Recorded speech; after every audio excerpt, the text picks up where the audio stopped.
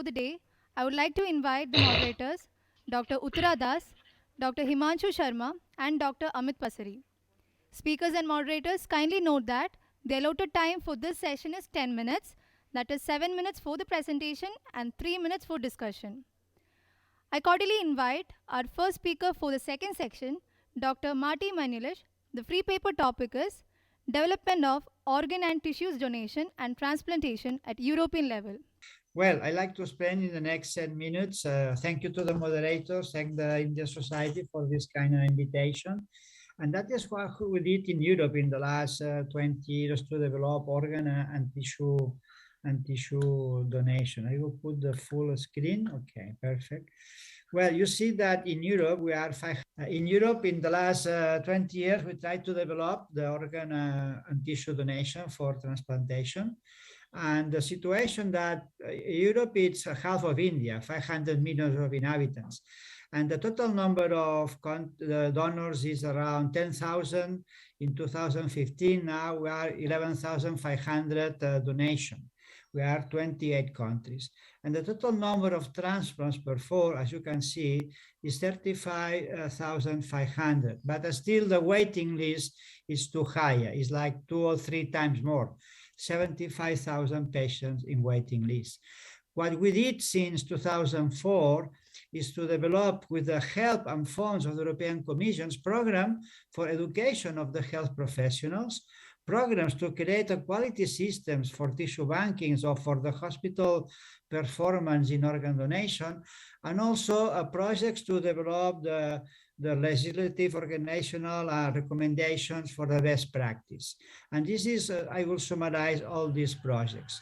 The first one was in 2007. Almost all these European countries and organizations together, you see in the map, and to try is to develop a program for several target areas. And inside of the country, we choose one area, maybe one state, and one hospital. And we do actions at the hospital level, at the regional level, at the country level. So what they did for the hospital, we call Essentials in Organ Donation. It's a one-day training for any health professional. The second was professional training in organ donation for our procurement managers, like transplant coordinators. And finally, a course in management, how to manage the resources to make successful the programs. And that was a blended training, and we evaluate the data before the action and after the action, and was excellent results. The second was in 2004. The situation in tissue banking was very different in all the countries, no regulations, no joint data. And here, all these partners make a first group, did the standards for the good quality in tissue banking. Second, we create a registry between several musculoskeletal tissue banks to be able to share different tissues and grafts between them. Third, we create educational program also for the practice of tissue banking. And finally, we create a guide for auditing and accrediting the tissue banks. It was like 15 partners for 12 countries. Now, like India, imagine the several states of you in 2004. What are the results? It's a guide of recommendation for tissue banking. Anyone in Europe now can follow this guide. And the guide mainly is recommendations, what quality system, legal standards, and the quality and safety. What is the general concept in tissue bank? How should we select the donors? What is the processing of the tissues and cells? And how is the system for the release and the allocation? And later we make auditing to some tissue banks to accreditate the quality. Another program called Organ Donation European Quality System, what we did is to measure all the steps of the process of donation, since identification, donor evaluation, consent, procurement, and we define structural indicators, process indicators, and outcome indicators. It's not only to know how many donors are in a hospital, it's not to see how is the system and what is the structure in. And all these centers from UK, from Karolinska, from Sweden, Portugal, Italy, Germany, have been participating and implement what? 130 quality criteria for the best practice in organ donation. And from that, they came 30 quality indicators. And that is very useful tools to improve your self-assessment, for auditing, for benchmarking, etc. Well, in Europe, there is another organization called the Council of Europe. It's not European Union only, who are 28. Here is more close to 50 countries. And we make an action we call the Black Sea area. Black Sea area is these countries around, is Armenia, Azerbaijan, Georgia, Bulgaria, Moldavia, Ukraine, Romania, Turkey, and the Russian Federation. And we make an action using this methodology. It was a national representative, was a steering committee and advisory board from the CDPTO, from the Council of Europe, but we invite the scientific society experts to help us in this analysis to them. For example, we analyze what is the educational programs in all these countries related to organ procurement for professionals. And you see that, for example, Armenia, Azerbaijan, and Georgia has nothing. The others have programs. Second, programs to train and organize practice in organ transplantation, the same. The Work Package 3 and 4, they are. And the same if there is continuous educators campaigns, or if there is educational campaigns at the schools and the universities. And well, with this map, then we can make some recommendations. Another project we call Seeding Life also was between Bulgaria and Latvia. And we did the same to improve the knowledge, the competences and skills of the health professional of this area in the practice of organ donation and transplantation, and try to share between them. So always is a EU funds to facilitate the transfer of knowledge and practice. And this is the group in the final meeting in Sofia. Okay. Well, lastly, the European Parliament 4 years ago decided there's not enough organs. And these partners from Italy, from Spain, from Croatia and Slovenia, who have one of the highest rate of donation in Europe, organized an educational program for all Europe. And this was a 2 hours webinar, plus 40 hours online training, plus 58 hours of the face-to-face. Who was trained? Was 110 participants for 28 European countries, all European countries. And that is something that we can share with India or any other part, because the materials are. Who was the focus point? Health professionals, intensivists, neurocritical people, emergency people, where the critical patients who can be donated are, and also other health professionals, the administrations, the journalists, the patients associations. Everyone had to know more. No? Let me put those just as a last slide, an example. Well, no, sorry. We make then awareness. We make meetings in each area: Portugal, Greece, Hungary, Belgium, Poland, and Sweden, with the countries around. So it was 6 events with all the countries of Europe have been participating. And that is the summary of what is the key point to increase disease donation. And these videos are in the mobile, and there is 50 cartoons like this, but I consider that is more important when the people in the ICU change the mind in the care of the end of life. I will try to share the song. I hope it works. For the past few days, I've been taking care of Victor. 10 days ago, he was submitted to my ward with severe brain damage. He has 2 children. His family came every day to visit him. I am very concerned. Despite all our efforts, his condition kept getting worse. What I see this morning is that we have reached the point of no return. Based on the parameters we monitor, I'm afraid Victor's brain has stopped functioning. We all know what that means, don't we? When the brain dies, life stops. Now that death takes its toll and the world seems to be falling apart for his bereaved family, the gift of life through organ donation may keep hope alive. Could Victor be an organ donor? For the past few days. Sorry.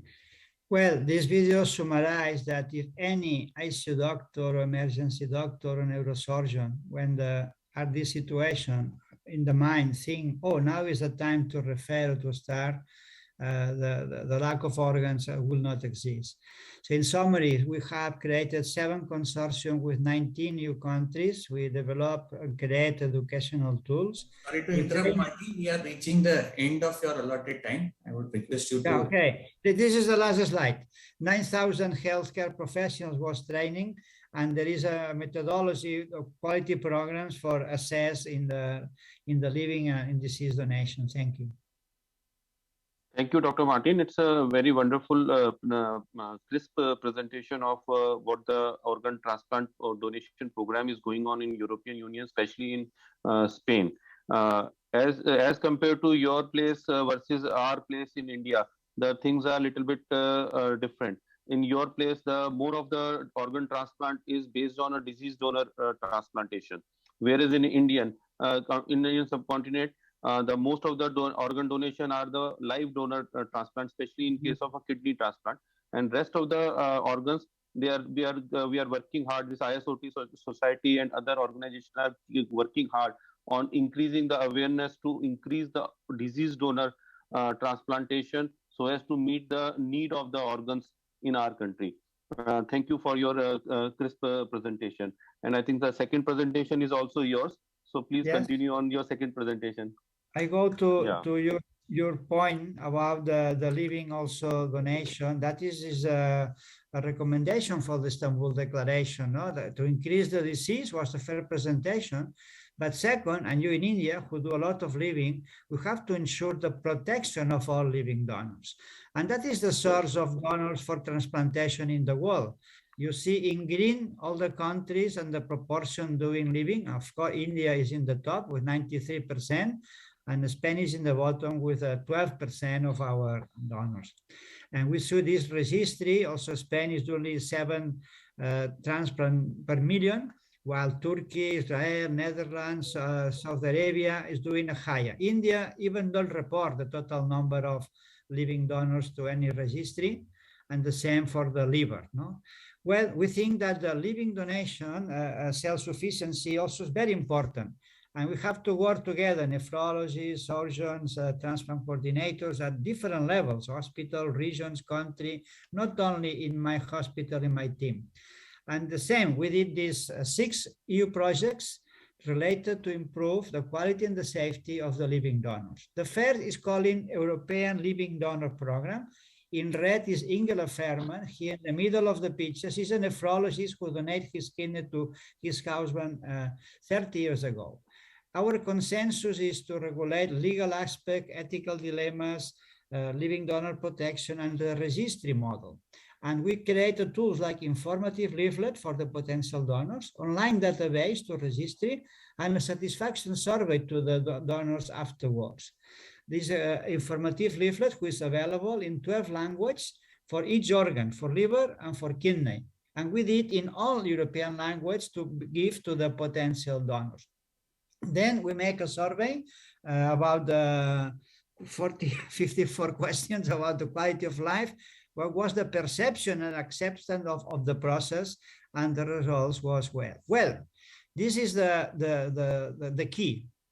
Should be mandatory to register from each donor this data: nationality, resident relationship, organ and donor survival.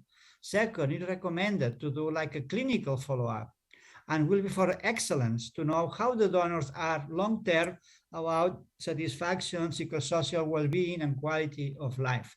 And this is what we did in the next project called Ellipse project. And you see, we evaluate a short follow-up of the psychosocial well-being and the long follow-up of the quality of life.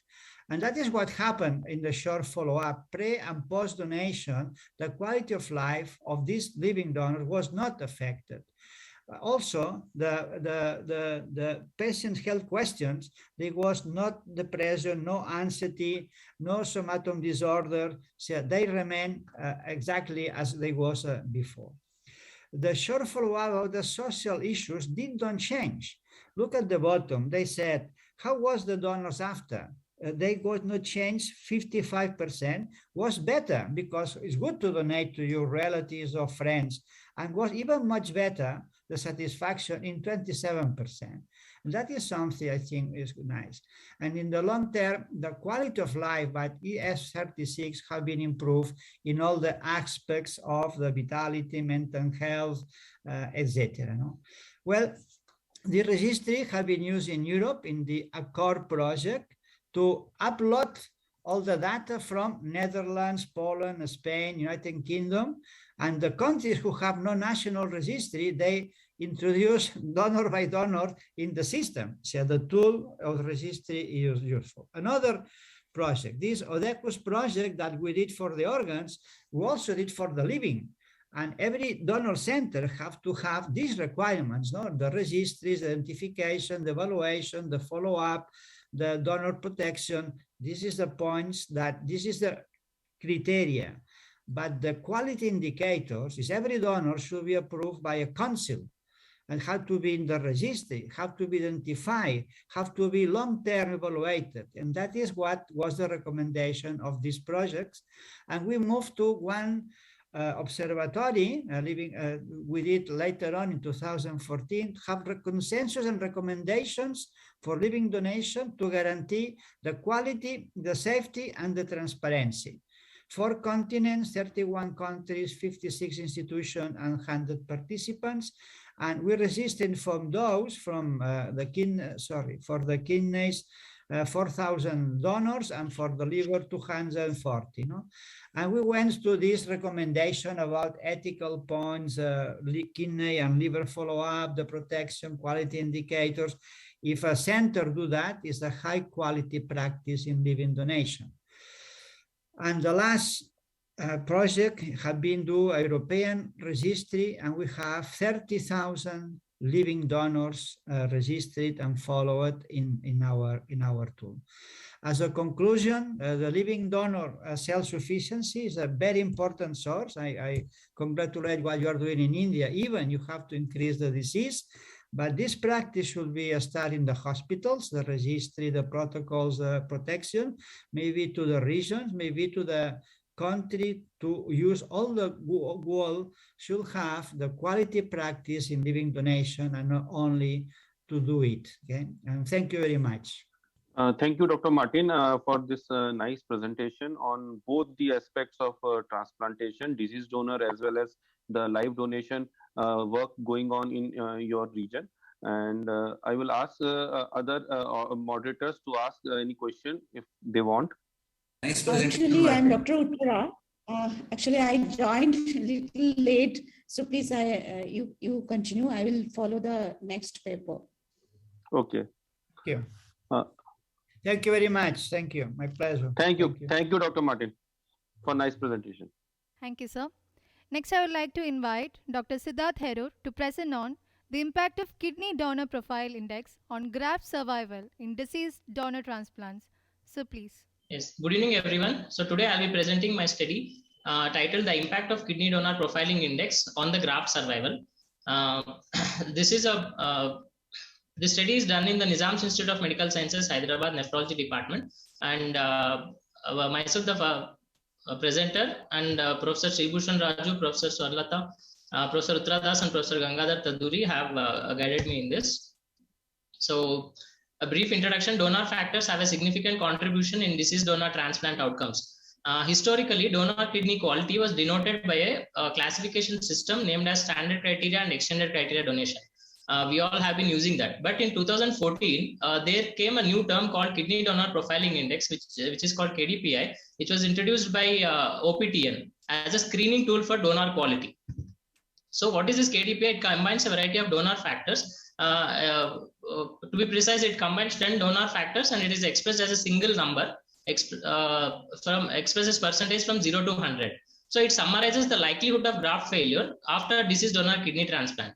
So it has been shown in the US population that it is predictive of both short and long-term survival, and that it predicts the donor quality very well. So as of now, no studies in Indian cadaveric transplant scenario where the usefulness of KDPI has been studied. So this is one attempt from our institute. So the aim is to study the influence of donor factors on graft survival in the deceased donor renal transplant cohort.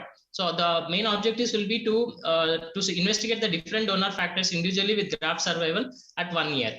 To investigate the composite index, this KDPI, with the graft survival at 1 year, and also to investigate the incidence of delayed graft function and its association with the KDPI. So it's a single center retrospective observational cohort study done in the nephrology department in Hyderabad. So all the deceased donor renal transplants from the calendar year June 2013 to June 2020 were taken, as we needed 1 year follow-up of the graft. So we took the population till June 2020.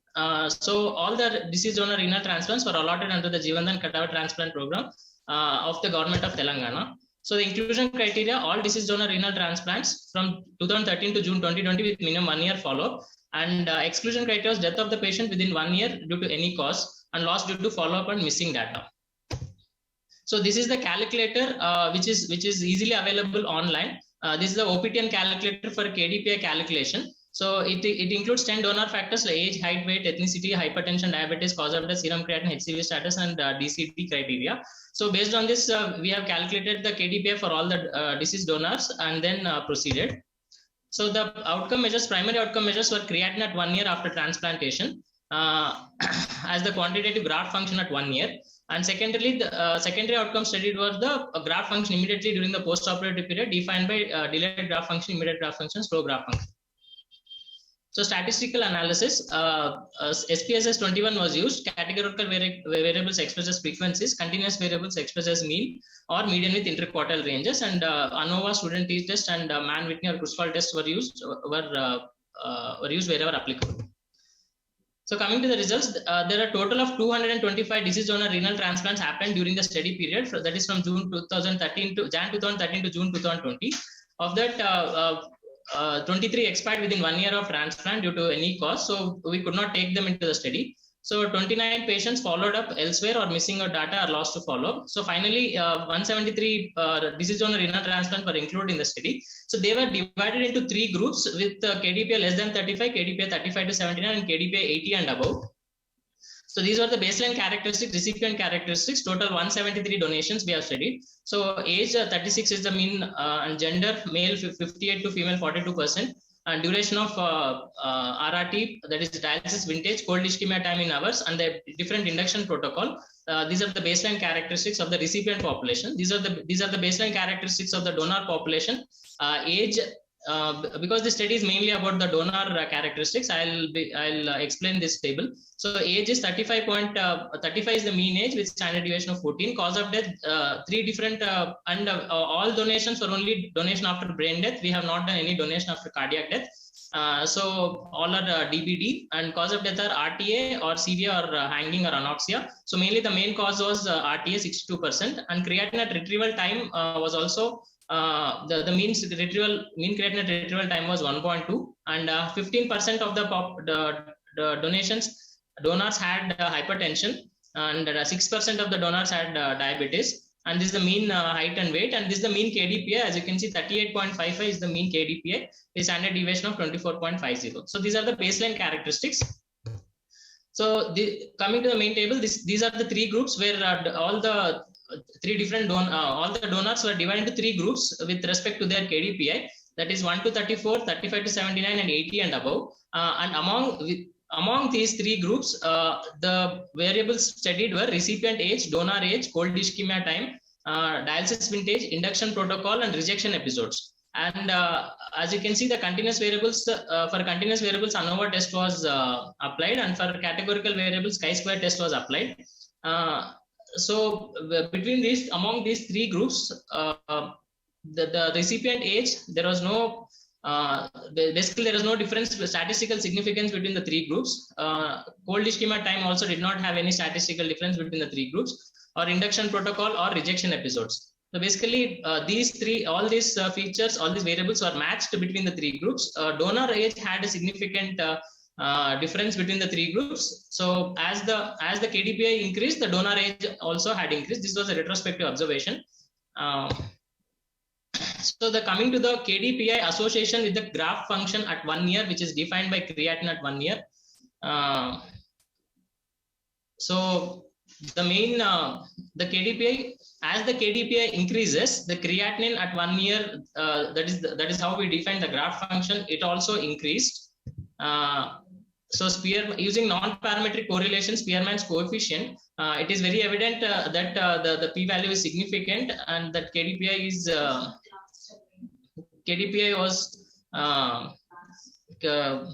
was significantly associated with creatinine at 1 year. As you can see, the mean creatinine in the mean creatinine at 1 year in the first group, which is the KDPI 1 to 34 group, creatinine was 1. And also in the second group also the creatinine was 1, and the third group creatinine is 1.8 in the KDPI group of 80 to 100. So applying Kruskal-Wallis test, it is very evident that so the creatinine at 1 year, which is the graft function at 1 year, so it was not significant between the group 1 and 2, that is 1 to 34 and 35 to 79. So though the general dogma is, as the KDPI increases, the donor quality decreases. Yes, that is right. But what we found out in our study was between the first two groups, that is 1 to 34 and 35 to 79, there was not much of difference. But in the third group, that is KDPI 80 to 100, the donor quality significantly reduced, and that had an impact on the creatinine at 1 year. So this is what this table depicts. Coming to the KDPI with in association with the graft function immediately post-operative period, that is DGF, IGF, and SGF. DGF is delayed graft function requiring dialysis, even one episode, one session after the transplant. Immediate graft function is not requiring dialysis, and expected creatinine coming down by 50% within 3 days. And slow graft function is creatinine not coming down by 50% within 3 days, but not requiring dialysis. So as you can see in our population, that is a total of 173 deceased donor renal transplant. 60 people had DGF. 72 people had IGF and 41 had SGF. That is 34.7% had DGF, 41.6% had immediate graft function, and 23.7% had slow graft function. This was correlated with the different KDPI groups, and there was no significant correlation. The chi-square test was chi-square value was 9.3 and p-value of 0.005. So the KDPI studied in association with the immediate graft function was not significant statistically. The same expressed in graph. So coming to the discussion, so this KDPI has been studied after its introduction in 2014. It has been studied with respect to different populations. There are many single center studies. There are many multi-center studies. So there is a European multi-center study. There is a Asian, that is South Korean multi-center study. There is a multi-center study in the US also. So all populations have been studied, but I could not find any study in the Indian population. That's why this study was carried out. So conclusion is total of 173 deceased donor renal transplants. The composite donor factor, which is called KDPI, has a significant association with graft function at 1 year. As the KDPI increases, graft function at 1 year decreases. But especially when the KDPI is more than 80, we can be very sure that the graft function at 1 year will not be the same as the KDPI less than 80. And one more interesting is KDPI has no association with immediate post-operative graft function. That is whether the patient will have immediate graft function or a delayed graft function or single graft, slow graft function, because that's a multifactorial thing. Lot of factors come into picture like old ischemia time, surgical complications, all those things. But with respect to graft function 1 year, KDPI had a significant association. And among the donor factors, that is the 10 donor factors in the KDPI composite factor, which were studied individually, donor age had a statistically significant association with graft function at 1 year.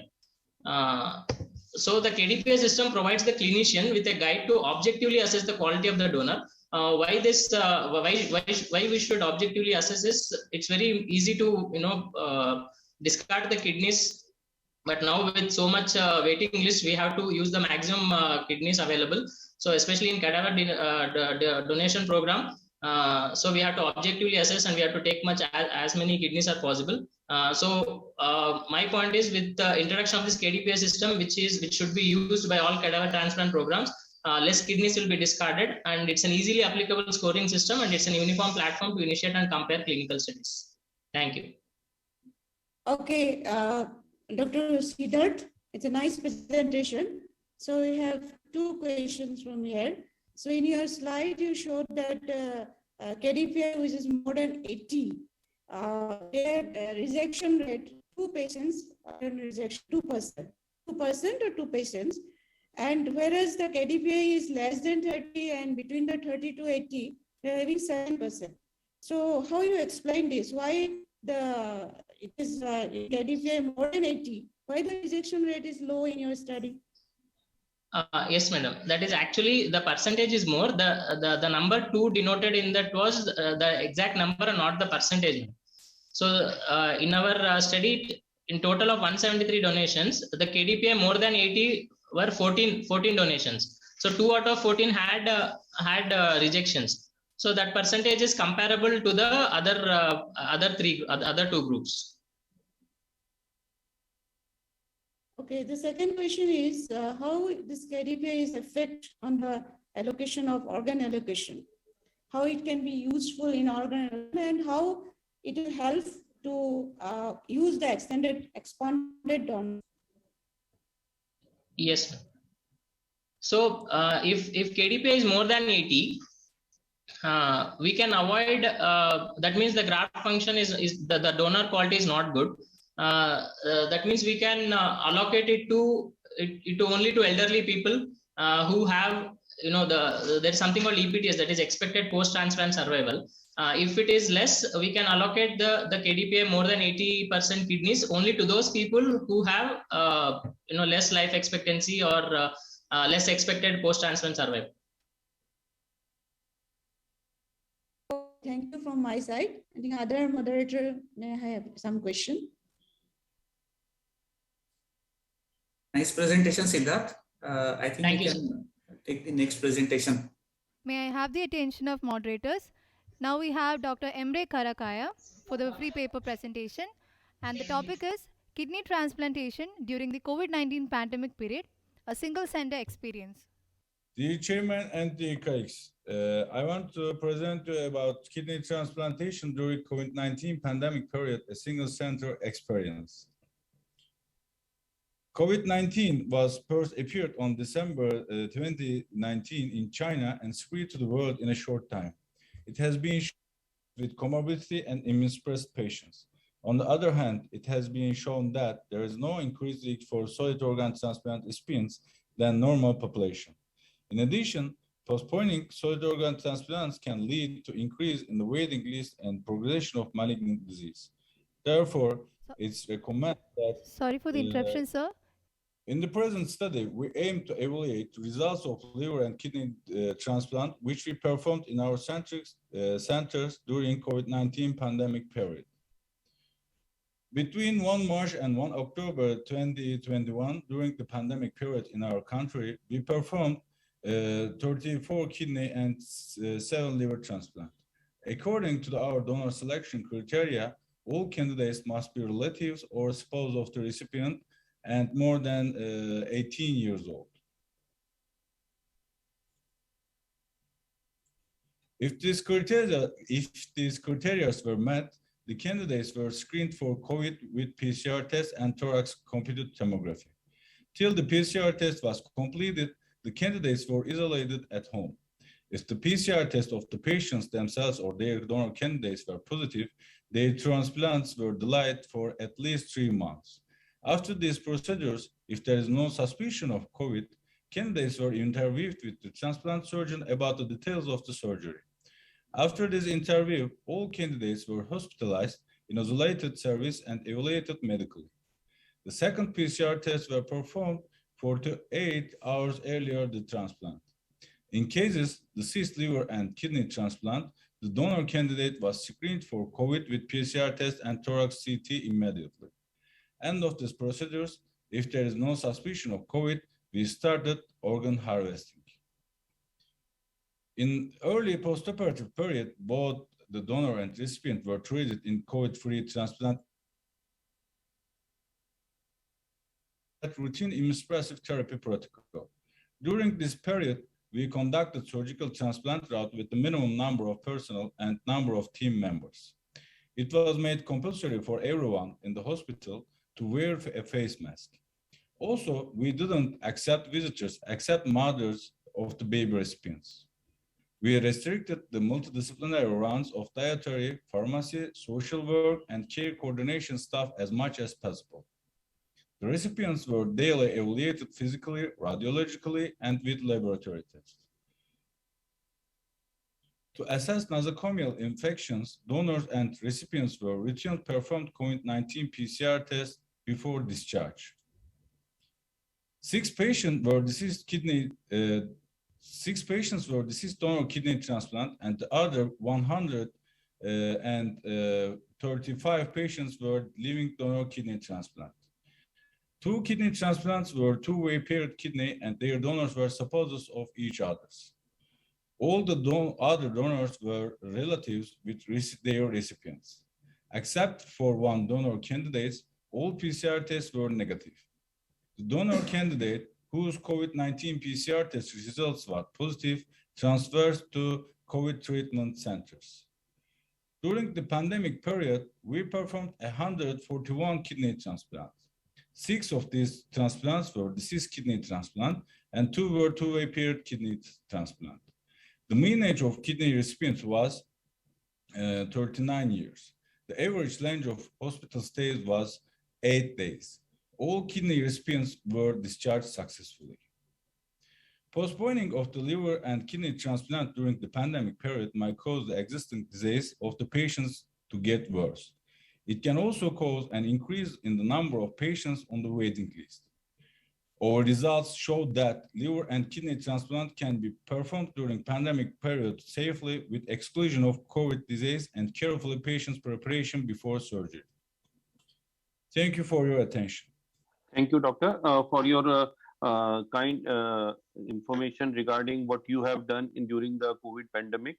And it's our need of our that in this type of pandemic situation, we should keep on taking care of our transplant requiring patients, because as you said, in these type of patient, if you postpone the transplant, it will keep on increasing the waiting list, and as well as it increase the mortality in the patients who requires transplant for their survival.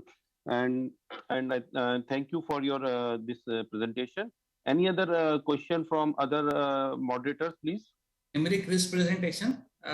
Did you follow up these patients after they were discharged from hospital? Whether they developed COVID-19 after the discharge or any kind of data? For performing transplant or postponed transplant?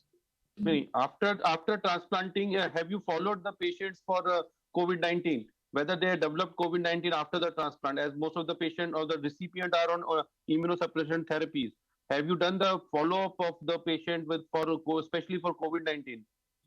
Okay, thank you for your question. We have also a COVID clinics for the transplant patients. Okay. After discharge, we periodically control the patients. For example, first control is after 1 week after transplant, and then periodically we control the patients. If there is a suspicion of COVID-19, we perform PCR test and thorax tomography. But if there is no suspicion or no clinical symptoms, we don't need perform any COVID PCR or anywhere. Anyway. Okay, and the same thing is for applicable to the donors also. Yes. For the follow-up. Okay, thank you. Thank you, doctor, for your nice presentation. Okay, and we can follow. Just one question. Did you change the immunosuppression protocol? Hello, ma'am is asking whether you have changed any protocol, immunosuppression protocol for the COVID, this thing, during transplant during COVID situation. Have you changed any protocol of immunosuppression? Actually, we don't change any protocol, immunosuppression protocol if the patients get COVID-19, but we monitor and we follow the patients in our clinics. If the patient get worse, we can stop all immunosuppression agent, and we give them IV methylprednisolone in this period. Okay. Any Okay, other thank you. questions? Okay. Thank you, doctor. We can Okay. proceed ahead for the next presentation.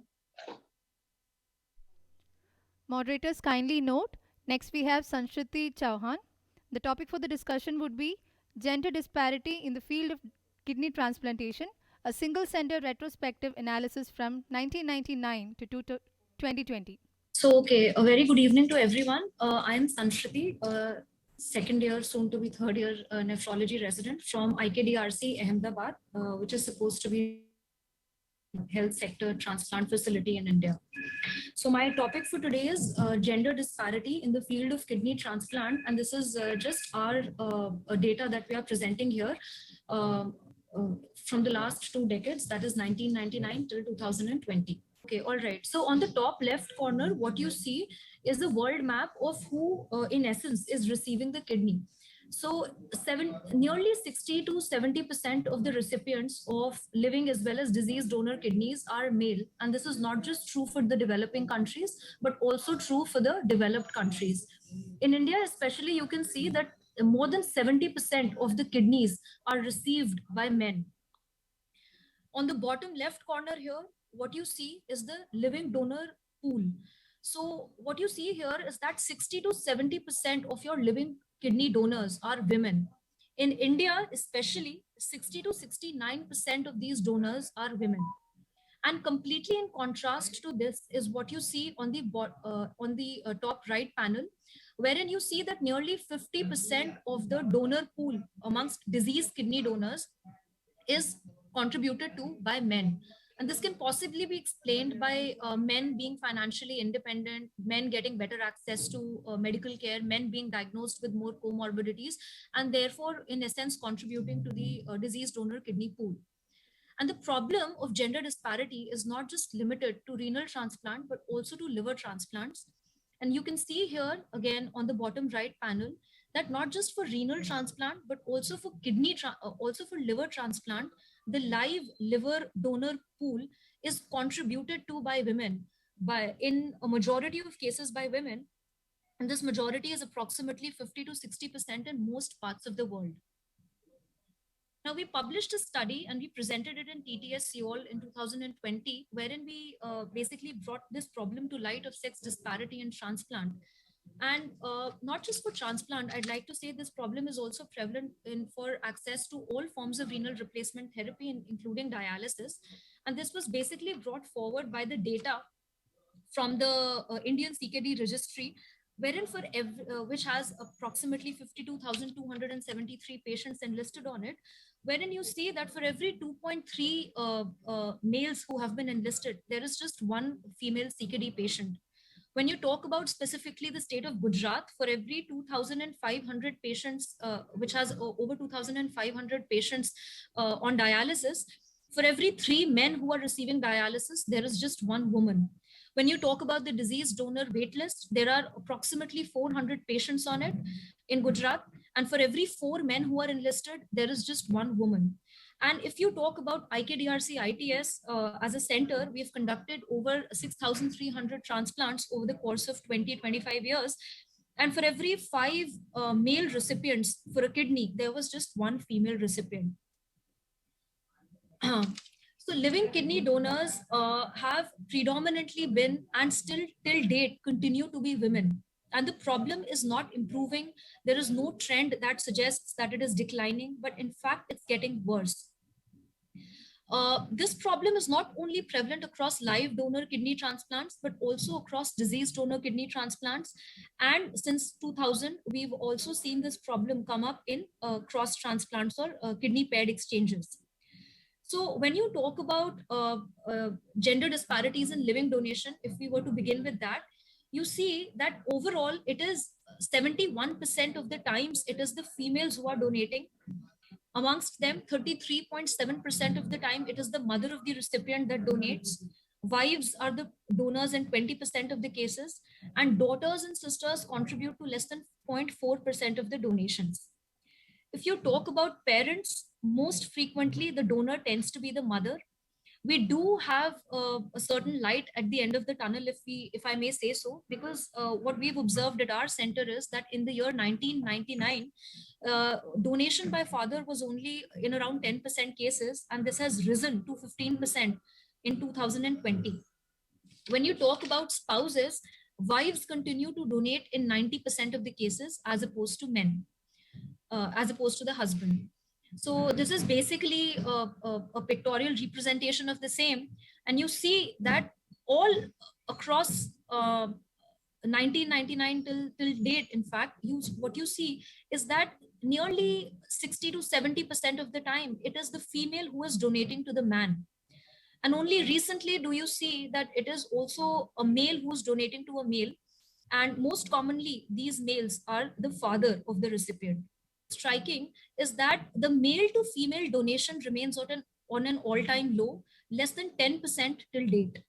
This problem of gender disparity is not just prevalent for live donor kidney transplant, and in the 831 disease donor kidney transplants that have been carried out at our center between 1997 to 2018, we saw that nearly 68% of the recipients were male and only 32% of the recipients were female. You can see here that in the early 2000s, 100% of the time it was the male who was receiving the kidney. But now, slowly and steadily, this number has fallen, and there is a 70 to 30 ratio in which females are at least receiving the kidney in 30% of the times. When you talk about the donor, the diseased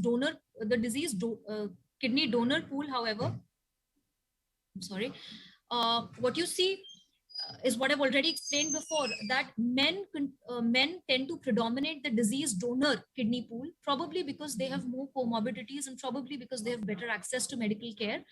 There is a certain trend that suggests right now, at least at our center, that females are also coming forward as diseased kidney donors, with the trend being nearly 50-50 in 2020. Moving on to the impact of relation. So, decision to donate among women is definitely influenced by their role within the family.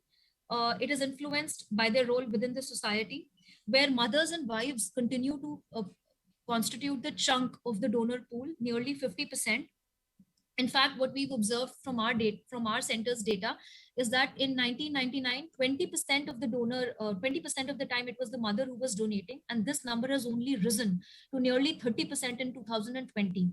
You can easily see from this chart that while mothers continue to constitute the chunk of the donor pool, the next most common donation is from the wives, and together they make up for nearly 50% of the live donor kidney pool.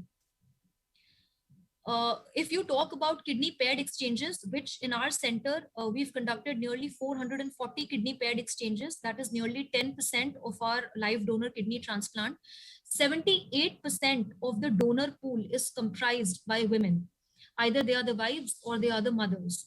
Now, this is not just a problem at the level of the adult kidney transplant, but also in pediatric kidney transplants. So gender disparity is even more pronounced in pediatric kidney transplants. And the Gujarat government basically launched a program, the Gujarat School Health Program, that aimed to provide free healthcare access to all children, irrespective of the economic background of the parents. But this program was not able to solve the problem of gender, in essence, as we'll see in the following slides, because despite the provision of free kidney transplants and free dialysis for children by the Gujarat state, there continues to be a hesitation on the part of the parents to donate to their daughters. And this is especially true for fathers as well as for grandfathers. As a consequence of this, recently the Gujarat State Organ and Tissue Transplantation Organization decided to prioritize girls in its system of a disease donor kidney transplant allocation program. But till date, what we see is that female girl child tend to receive kidneys from either their mothers, and the next most common donor for them is a diseased kidney donor rather than their father or their grandfather. So between 1999 to 2020, there were 439 pediatric kidney transplants at our center. And what you see is that just before the beginning of the millennium, 100% of the recipients were males. And this number tended to remain at 100% till the early 2000s. And only recently do you see that female girl child are beginning to receive a kidney. And in fact, in 2020, nearly 14 girls received a kidney, and 14 male child received a kidney. So some good news there. And when you talk about the donor to the female girl child, that is less than 18 years, what you see is that in the early 2000s, 100% of the donors were cadavers. And then in the early 2000s, 100% of the times the donor was the mother. And only recently do you see the trend wherein the grandmothers are also coming forward to donate. So 50% of the times it's either the mother or the grandmother. Another 30% of the time it is the cadaver. And then now at least there is some good news, because the fathers are also coming forward to donate to their girl child, with 20% donation coming from the father in the 2020. So this was all about whatever data has come across from our center. And from what we see and from what we conclude is that there is a gross gender imbalance when it comes to both donation as well as reception of kidneys. And dedicated steps have to be taken, not only at the ground level, wherein you educate, wherein you have changes in the level of education, but also at the policy making level, at the level of waitlisting, as well as at the level of allocation of kidney and disease donor kidney transplant programs. It is a very good presentation, and you're bringing up the main issue of gender disparity. So what are the methods you are going to take in future to prevent this gender disparity, Dr. Sansriti? Yes, ma'am. Thank you, ma'am. Ma'am, see, ma'am, the problem of the gender disparity is that when we speak to the patients and when we speak to donors, what we realize is that even women, when they come forward to us as candidates of a potential renal transplant, even they don't want their husbands or their fathers to donate. And it is just so deep rooted that sometimes there have to be, and this is unfortunate because we are the largest public sector hospital in the field of transplant in India, and we are just so short staffed, and there is always the paucity of time. But there really needs to be an extensive overhaul in how you counsel these patients, and how their fathers are counseled, and how their grandparents are counseled. And it is only through extensive counseling that you can see any kind of results, because it's very easy to say that policies need to be changed. Is it a cause of this, or is it on the other hand, or is it a cause that CKD is less prevalent in female? That's why this disparity is there. Yes, ma'am. Ma'am, is it less prevalent, or is it just that females never get the access to medical care, so they are never diagnosed? They are never brought to the hospital with CKD. They are never registered in any registries. That they are never brought forward, and they are just never on any registries. So I wouldn't say that the problem is less prevalent among women. I would say that it is. It's not less prevalent, definitely, but yes, definitely. If you just talk about numbers, males tend to have a higher burden of CKD, probably because of the fact that they get better diagnosed, they get earlier diagnosed, and also because they tend to get more follow-ups when you compare them to women. So they tend to make. Okay. Yes, ma'am. Okay, from my side, it's okay. Thank you, ma'am. Other moderator. Any question? Nice presentation, Sansriti. Thank you, We are running short on time, so not we an can issue. be wind up if Dr. Himanshu doesn't have a question. Ma'am, sir is not audible. Himanshu, you unmute, please. Just a minute. Thank you, doctor. It's a nice presentation and on a very important topic. And we all together have to work hard on improving this stats. Yes, sir. Sure. Okay. Thank you. Yes, sir. Thank you, sir. So I conclude this session closed on. Okay. Thank you very much for giving this opportunity. Thank you, organizers. Thank you, organizers, for giving us the opportunity to moderate this session. Amit, and you want to say anything? We had a session by Dr. Ruchi. Has that been cancelled? Because there was. There is one more presentation, na? He couldn't log in, so we'll end the session. So thank you, speakers, and thank you, moderators, for your valuable time.